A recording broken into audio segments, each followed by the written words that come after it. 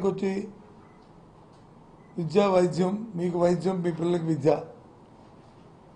ఇంతకుముందు కంటే బాగా ఉన్నది ఈ ప్రభుత్వం పనితీరు అనుకుంటే మాకు ఒక అవకాశం ఇవ్వండి, మళ్ళీ మా గవర్నమెంట్ నుంచి రిపీట్ చేయండి అని చెప్పని జగన్మోహన్ రెడ్డి గారు పదే చెప్తున్నారు.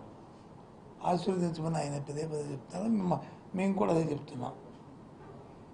ఊరిక ఎందుకు మరి మాట్లాడుతున్నారో అర్థం అవట్లేదు. అనొచ్చు కదా, ఇగో ఇది లోపం ఉంది, ఇది లోపం ఉంది, ఇది లోపం ఉంది అంటే. ఇప్పుడు నేను చెప్పిన 10 అంశాల్లో ఏది లోపం ఉంది, ఏది అందట్లేదు, ఏది చేయట్లేదు, ఇంతకు ముందు కంటే విద్యలో కానీ, వైద్యంలో కానీ, లేదా సంక్షేమంలో కానీ, వ్యవసాయంలో కానీ మేము అభివృద్ధి చేసాము, మళ్ళీ మాకు అవకాశం అంటే ఫైన్, తప్పు కాదు రాజకీయాలు. కానీ ఏమీ చేయక శూన్యాన్ని అరచేతిలో వైకుంఠం చూపెట్టి మళ్ళీ వాళ్ళు తగుదమ్మా అంటే ముందుకు వస్తుంటే పెద్ద అమాయకులు కాదు. అందుకే జగన్మోహన్ రెడ్డి గారు వచ్చి మన ఇక్కడ మనకు సభ జరిగింది, పార్టీ కార్యక్రమం సిద్ధం భీముల్లో వేలాది కొద్దిగా లక్షల కొద్దిగా వచ్చారు కార్యకర్తలు, ప్రధాని. అవునా కదా చెప్పండి. ఇప్పుడు వచ్చి మళ్ళీ ఇవాళ ఏం మాట్లాడతారో మన ఎరువులో జరిగింది, ఏ రకంగా వచ్చారు, ఏం మాట్లాడతారో అర్థం అవ్వదు. కాబట్టి దయచేసి అన్నీ పట్టుకుంటుకొని కన్స్ట్రక్టివ్గా ఏదైనా మాట్లాడినప్పుడు పూర్వపరాలతో, ఎందుకంటే కొత్త వాళ్ళు మాట్లాడితే పర్వాలే, పాత వాళ్ళు మాట్లాడినప్పుడు 14 సంవత్సరాలు వచ్చి రాష్ట్రం పరిపాలించినప్పుడు నా పరిపాలన జరిగిందని కంపారిజన్ చెప్పుకోవాల్సిన అవసరం ఉంది. దాన్ని వేగంగా మాట్లాడడం మాత్రం అది సాంప్రదాయం కాదు, ప్రజలు దాన్ని హర్షించరు. కాబట్టి దయచేసి కన్స్ట్రక్టివ్గా ఏదైనా ఒక చెప్పదలుచుకుంటే కంపారిజన్ చేస్తూ చెప్పండి, దానికి సరైన వివరణ ఇస్తాం, సమాధానం చెప్తాం అని మీ ద్వారా ప్రతిపక్ష పార్టీ అని తెలుగుదేశం, ముఖ్యంగా తెలుగుదేశం పార్టీకి తెలియజేస్తున్నాను. చెప్పండి, ఇంకేం కాదు. ఈ రాష్ట్రాన్ని 5 ఏళ్లలో చెడగొట్టింది సరిపోదా, ఇప్పుడు రేవంత్ రెడ్డి పాలనను కూడా చెడగొట్టడానికి జగన్ పన్నాగం పట్టి ఉమ్మడి రాజధానిని మళ్ళీ కొనసాగించాలనే విషయాన్ని తెరపై తెచ్చారు. ఇప్పుడే జస్ట్ నాడి వీరభద్రరావు గారు కూడా ఒక స్టేట్మెంట్ ఇచ్చారు. నాడి వీరభద్రరావు ఇచ్చినా, ఇంకొకరు ఇచ్చినా ఉమ్మడి రాజధాని కొనసాగించిన స్టేట్మెంట్ ఎవరు ఇచ్చారు చెప్పని అంత ఎగురుతున్నాను. 10 సంవత్సరాలు ఉమ్మడి రాజధాని, 10 సంవత్సరాలు ఉమ్మడి రాజధాని, 10 సంవత్సరాల్లో అర్ధరాత్రి వచ్చి పరిగెట్టి ఓటుకు నోటు కేసులో వచ్చి అక్కడ వదిలేసి కట్టుబాట్లతో ఇంటికి వచ్చేసాము, చేసిన దొంగ పనికి వచ్చేసాము. అది వాస్తవం కాదా?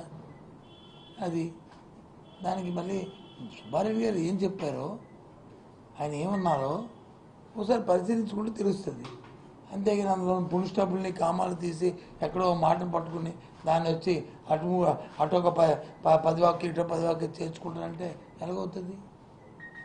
నోనో, నిజంగా మీరు వచ్చి ఆ మాట కానీ మీరు ఈ ప్రతిపక్షాలు మాట నేను తీవ్రంగా ఖండిస్తున్నాను. ఎవరైనా ఆలోచన ఉన్న వాళ్ళు ఎవరైనా మళ్ళీ ఉమ్మడి రాజధాని కొనసాగించిన అడుగుతారండి?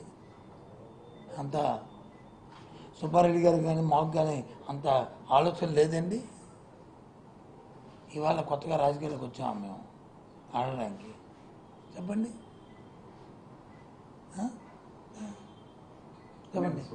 తెలంగాణకు సంబంధించినటువంటి మాజీ మంత్రి వేముల ప్రశాంత్ రెడ్డి ఉమ్మడి రాజధానిగా హైదరాబాద్ నే కొనసాగించాలని మరోసారి మాట్లాడితే ఏపీకి సంబంధించినటువంటి నేతలు ఎలా హైదరాబాద్ లో తిరుగుతారో చూస్తామని చెప్పి ఛాలెంజ్ ఇవన్నీ అసలు ఇష్యూ లేనప్పుడు వచ్చి ఈ ఛాలెంజ్లు ఒక్క నిమిషం అండి. ఆయన అన్ని మాటలు చెప్తాను. ఇప్పుడు ఆయన అన్ని మాట ఏంటి మీరు వచ్చి ఎంపీగా అయితే మీ ప్రయారిటీ ఏంటని అడిగారు. మీరు రాజ్యసభ మెంబర్గా గెలిచిన తర్వాత మీ తాలూకా ప్రయారిటీ అని అడిగారు. విభజన చట్టంలో చాలా అంశాలు ఉన్నాయి, అంశాలు వచ్చి ఫుల్ఫిల్ అవ్వలేదు. ప్రత్యేక హోదా కానీ లేకపోతే ఆ రోజు ఉమ్మడి రాజధాని ఉన్నప్పుడు వచ్చి అక్కడి నుంచి వచ్చేసాము. దాంతోపాటు రెవల్యూషన్ ఫండ్స్ రావాలి, తెలంగాణ నుంచి మాకు రావాల్సిన నిధులు కూడా ఉన్నాయి. దాంతోపాటు ఏదైతే విద్యాలయాలు ఉన్నాయో అవన్నీ ఇస్తామన్నారు, ఇంకా అవన్నీ రాలేదు. ఇవన్నిటి కోసం నేను కృషి చేస్తాను అని చెప్పి మాట అన్నారు. అంతేగాని హైదరాబాద్ ఉమ్మడి రాజధాని మళ్ళీ మాకు కొనసాగించాలని కోరుతానని అన్నారు. అన్నారు సార్. నో అమరావతి అవ్వలేదు, ఇక్కడ విశాఖపట్నం కూడా సాధ్యం కాలేదు. నేను నూటికి 100% మీరు ఒక్కరికి చెప్తున్నారు, అది కాదు, ఇది పార్టీ మాటగా చెప్తున్నాం, ఇది పార్టీ స్టాండ్గా చెప్తున్నాం, పార్టీ మాటగా చెప్తున్నాం. సరిపోయిందా? మీరు పార్టీ స్టాండ్ నేను చెప్తా. ఆయన అనలేదు అని వ్యక్తిగత వ్యాఖ్యలేంటి? ఆయనే మాట్లాడారు. మీరు చెప్తుంది ఏంటి? మీరు పార్టీ స్టాండ్ అన్నారు, కాదని చెప్పాను లేదా? లేదు, అది నాకు తెలియదు. ఆయన అనలేదు అని నేను వినలేదు, నేను చూడలేదు, నేను అనుకుంటాను. ఆ మాటలు ఎవరైతే ఎవరో తెలుగుదేశం నాయకులు తెలంగాణ నాయకులు ఎవరు మాట్లాడారంటే ఇష్యూ లేని దానికి ఏంటి? వస్తే తాటాకు చెప్పులకి బెదరాలి, కానీ మేము బెదరం ఏంటి? భారతదేశంలో ఎవరెక్కడికి వెళ్ళడానికి హక్కు ఉంది. భారతదేశంలో ఏ పౌరుడికైనా వాక్ స్వాతంత్రం ఉంది. భారతదేశంలో ఏ వ్యక్తి ఎక్కడికైనా పరిగణించుకుంది. ఇవన్నీ చిన్నపిల్లల మాటలు. కానీ లేని విషయాన్ని ఊరికనే రేకెత్తించడం కరెక్ట్ కాదనేది మీకు నేను చెప్తున్నా.